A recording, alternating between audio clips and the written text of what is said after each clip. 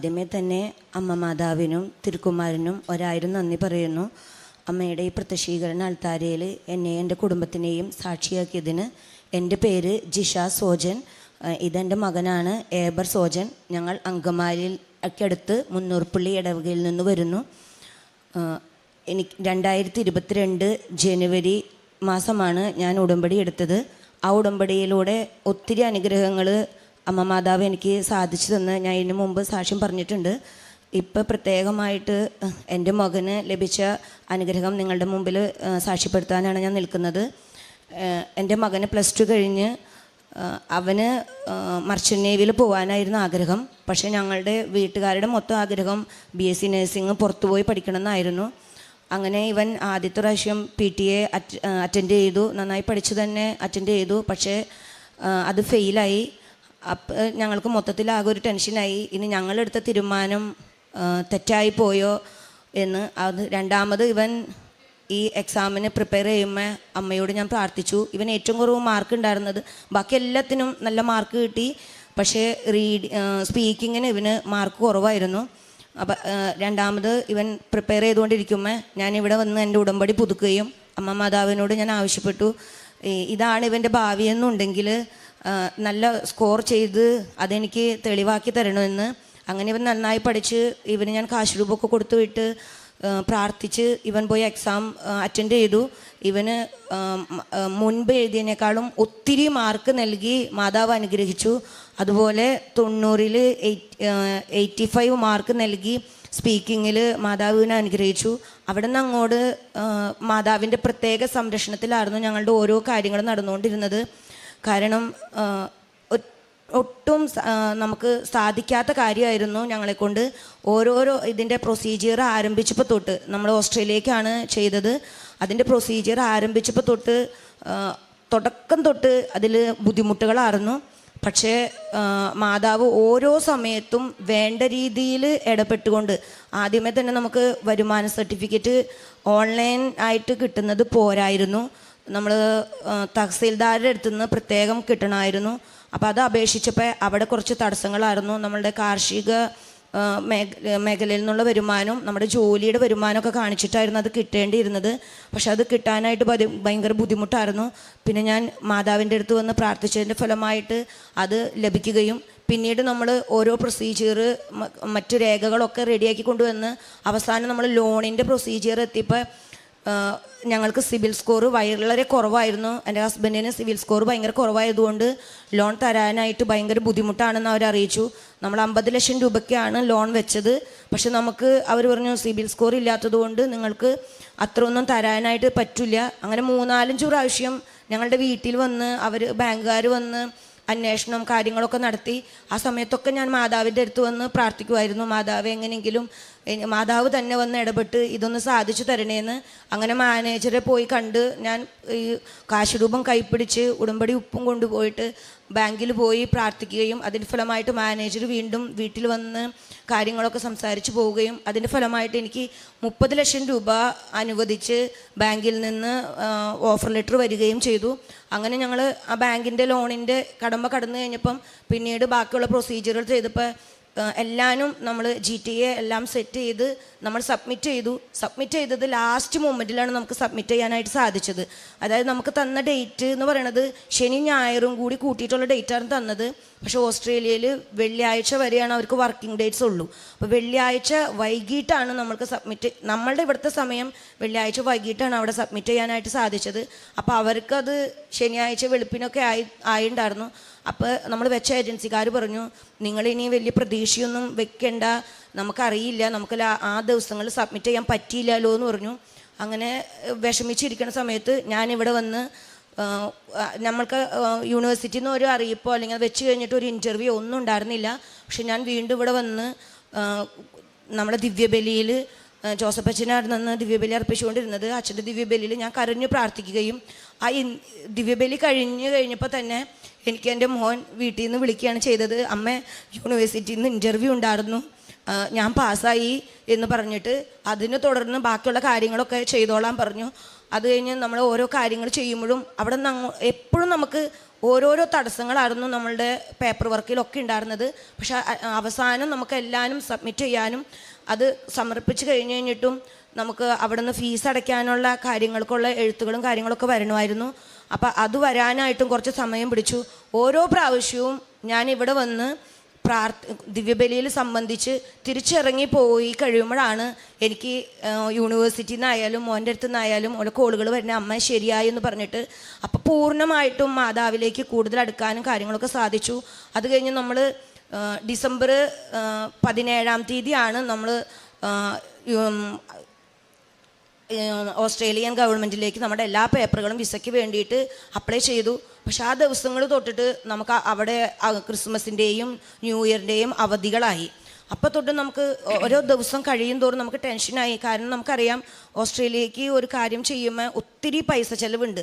നമുക്ക് ഇതെങ്ങാനും കിട്ടിയില്ലെങ്കിൽ നമുക്കറിയാം 3-4 ലക്ഷം രൂപ നമ്മളുടെ കയ്യിൽ നിന്ന് നഷ്ടപ്പെടും ഈ വിസ റിജക്ഷൻ ആയിട്ടുണ്ടെങ്കിൽ. അപ്പോൾ അതുകൊണ്ട് തന്നെ നമ്മൾ പ്രത്യേകം മാതാവിനോട് എടുത്ത് പറഞ്ഞു, മാതാവ് ഞങ്ങളുടെ മെറിറ്റല്ല, അമ്മയുടെ നാമം ലോകത്തിൽ സാക്ഷ്യപ്പെടുത്താൻ വേണ്ടിയിട്ട് എന്നെ കുടുംബത്തിനൊരു സാക്ഷിയാക്കി ഈ വിസ നീ എനിക്ക് നൽകി അനുഗ്രഹിക്കണമേ എന്ന് പറഞ്ഞിട്ട് ഞാൻ പ്രത്യേകം പ്രാർത്ഥിച്ചുകൊണ്ടിരുന്നു. അതിൻ്റെ ഫലമായിട്ട് നമ്മൾ ഡിസംബർ 17-ാം തീയതിയാണ് വെച്ചത്.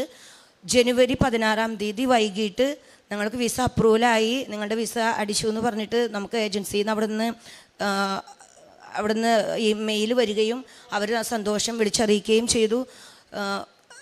എന്താ പറയുക, ഒരിക്കലും സാധിക്കില്ല എന്ന് ഏജൻസിക്കാർ തന്നെ പറഞ്ഞു. നിങ്ങൾക്ക് ഇത് കിട്ടാനായിട്ടുള്ള ചാൻസുകളൊന്നുമില്ല. കാരണം എല്ലാവരും ഓസ്ട്രേലിയക്ക് നമുക്കറിയാം 50 ലക്ഷം അതിന് എബവ് വെക്കണം, നമുക്ക് അവരുടെ ആ എക്സ്പെൻസും കാര്യങ്ങളൊക്കെ കാണിക്കണമെന്നുണ്ടെങ്കിൽ ഞാൻ വെച്ചത് ഞാനാണ് ഏറ്റവും കുറവ് വെച്ചത്. വെറും 36 ലക്ഷം രൂപ കാണിച്ചിട്ടാണ്. അത് ലോണും നമ്മളുടെ കയ്യിലുള്ള മറ്റ് ഇതൊക്കെ 36 ലക്ഷം രൂപ മാത്രമാണ് എൻ്റെ കയ്യിൽ ഉണ്ടായിരുന്നുള്ളൂ. പക്ഷേ ആ കുറവുകളെല്ലാം മാതാവ് നികത്തി അതൊരു നികവാക്കി മറ്റുള്ളവരുടെ മുമ്പിൽ നമ്മൾ ഉയർത്തി, മാതാവ് ഈ സാക്ഷ്യത്തിന് വേണ്ടിയിട്ട് ഉയർത്തുകയും അങ്ങനെ ഞങ്ങളിലുള്ള വിശ്വാസം വർദ്ധിപ്പിക്കുകയും ചെയ്തു. അമ്മ മാതാവിന് പ്രത്യേകം നന്ദി. ഉടമ്പടി എടുത്ത അന്ന് മുതൽ എന്നിലുണ്ടായ മാറ്റം എന്ന് പറഞ്ഞാൽ, ചില ദിവസങ്ങളൊക്കെ ഉടമ്പടി എടുക്കുന്നതിന് മുൻപ് എന്തെങ്കിലും കാരണം, ഇപ്പോൾ വീട്ടിൽ വല്ല വിരുന്നുകാർ അങ്ങനെയൊക്കെ വരുമ്പോൾ ഇടയ്ക്ക് പള്ളിയിലൊക്കെ പോകാനായിട്ട് എനിക്ക് മടിയായിരുന്നു. പക്ഷെ 2022 ഉടമ്പടി ഞാൻ എടുത്ത അന്ന് മുതൽ ഇന്ന് വരെ എനിക്ക് മുടങ്ങാതെ ദിവ്യബലി അർപ്പിക്കുവാനും എല്ലാ 15 ദിവസം കൂടുമ്പോഴും കുമ്പസാരിച്ച് വിശുദ്ധ കുർബാന സ്വീകരിക്കുവാനും ആ ഉടമ്പടിയിൽ തന്നെ ജീവിക്കാനായിട്ട് എനിക്ക് സാധിച്ചിട്ടുണ്ട്. എൻ്റെ വിശ്വാസം മറ്റുള്ളവർക്ക് പകർന്നു കൊടുക്കുവാനും, ഓരോരുത്തരും എന്നോട് പ്രാർത്ഥന സഹായം ആവശ്യപ്പെടുമ്പോൾ ഇന്ന രീതിയിൽ പ്രാർത്ഥിച്ചാൽ മതി എന്ന് പറഞ്ഞു കൊടുക്കുവാനായിട്ട് എനിക്ക് സാധിച്ചു. പിന്നെ എല്ലാ മാസവും 1-2 പ്രാവശ്യമൊക്കെ ഞാനിവിടെ വരികയും പത്രം വാങ്ങിക്കുകയും പത്രത്തിനോടൊപ്പം തന്നെ കാശ് രൂപവും തേനും ഉപ്പും ഞാൻ എക്സ്ട്രാ വാങ്ങിച്ചിട്ട് ഞാൻ ഈ പത്രം കൊടുക്കുന്നവർക്കൊക്കെ കാശ് രൂപവും ഉപ്പും തേനും ഒക്കെ കൊടുത്തുകൊണ്ടിരുന്നു. അതുപോലെ ഓരോ രോഗികളെ എന്നോട് ആരെങ്കിലുമൊക്കെ ഇങ്ങനെ പറയണം, ആ രോഗിക്കൊക്കെ ഭയങ്കര ബുദ്ധിമുട്ടാണ്, ഇങ്ങനെ മെഡിക്കൽ കോളേജിലൊക്കെ കിടക്കാണ്, പൈസ ഇല്ല എന്നൊക്കെ പറയുമ്പോൾ എല്ലാ ആഴ്ചകളിലും ഏതെങ്കിലും ഒരു രോഗിക്ക് എന്നാൽ കഴിയുന്ന വിധം സഹായം ചെയ്യുവാനും അതുപോലെ വസ്ത്രങ്ങളായാലും ഇല്ലാത്തവർക്കൊക്കെ കൊടുക്കുവാനും ഒക്കെ ആയിട്ട് സാധിച്ചിട്ടുണ്ട്.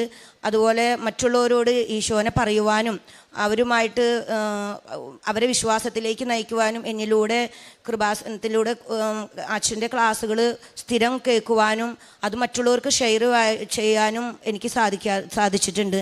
ഈശോയ്ക്ക് പ്രത്യേകം നന്ദി. എനിക്ക് ആദ്യം വലിയ വിശ്വാസമൊന്നും ഉണ്ടായില്ല. ആദ്യം PT ഒരു തവണ തോറ്റു. അപ്പോൾ അമ്മ എല്ലാ ദിവസവും ഇങ്ങനെ കൃപാസനത്തിൽ പ്രാർത്ഥിക്കും. രാത്രി കിടക്കണ നേരത്ത് ഉടമ്പടി പ്രാർത്ഥന, രാവിലെ എനിക്കും അങ്ങനെ പ്രാർത്ഥിക്കും. അപ്പോൾ ഞാൻ 2ാമത്തോട്ട് എഴുതാൻ പോയപ്പോൾ ഞാൻ പ്രാർത്ഥിച്ചിരുന്നു, ഇത് കിട്ടുകയാണെങ്കിൽ എല്ലാ ദിവസവും പള്ളിയിൽ പോകാമെന്ന്. 2ാമത്തെ തവണ എഴുതിയപ്പോൾ അത് നല്ല മാർക്കോടെ തന്നെ കിട്ടി. അതിനുശേഷം പിന്നെ പള്ളിയിൽ മുടങ്ങാതെ പോകാൻ തുടങ്ങി. പിന്നെ മാതാവിനോടുള്ള വിശ്വാസം കൂടി തുടങ്ങി. പിന്നെ ബാങ്കിൻ്റെ ലോൺ കിട്ടാൻ ബുദ്ധിമുട്ടായിരുന്നു. അപ്പം മാതാവിനോട് പ്രാർത്ഥിച്ച മാതാവ് അങ്ങനെ ലോൺ തന്നു. ഇതിലൂടെ വിശ്വസിച്ചാണ് എനിക്ക് വിസ കിട്ടിയെന്നാണ് ഞാൻ പ്രതീക്ഷിക്കുന്നത്. യോഹന്നാൻ 15:7 നിങ്ങൾ എന്നിൽ വസിക്കുകയും എൻ്റെ വാക്കുകൾ നിങ്ങളിൽ നിലനിൽക്കുകയും ചെയ്യുന്നെങ്കിൽ ഇഷ്ടമുള്ളത് ചോദിച്ചു കൊള്ളുക, നിങ്ങൾക്ക് ലഭിക്കും. ജിഷ സോജൻ എന്ന ഈ സഹോദരിയും മകനും പരിശുദ്ധ കൃപാസന മാതാവിൻ്റെ തിരുനടയിൽ മകൻ്റെ പഠനത്തിനും വിദേശവാസത്തിനും വേണ്ടിയുള്ള എല്ലാ കാര്യങ്ങളും ക്രമീകരിക്കപ്പെട്ടതിന് സന്തോഷത്തോടു കൂടി നന്ദി പറയുന്നു. സഹോദരിയുടെ വാക്കുകളിൽ നമ്മൾ വളരെ ശ്രദ്ധയോടെ മനസ്സിലാക്കുന്നുണ്ട്. ഉടമ്പടി എടുത്ത നാൾ മുതൽ പുതിയൊരു ജീവിതത്തിലേക്ക് കുടുംബം മുഴുവനെയും ചേർത്ത് വയ്ക്കുവാൻ സഹോദരിക്ക് സാധിച്ചു. ശരണപ്പെട്ട് അമ്മ മാതാവിൽ പ്രാർത്ഥിക്കുന്നതിന് വേണ്ടി, അത് അമ്മയുടെ കരങ്ങളിലേക്ക് കുടുംബത്തിൻ്റെ ഓരോ കാര്യങ്ങളെയും ഏൽപ്പിച്ച് കൊടുക്കുന്നതിന് വേണ്ടി സഹോദരി എന്നും ശ്രമിച്ചിരുന്നുവെന്ന് വാക്കുകളിലൂടെ സാക്ഷ്യപ്പെടുത്തുന്നുണ്ട്.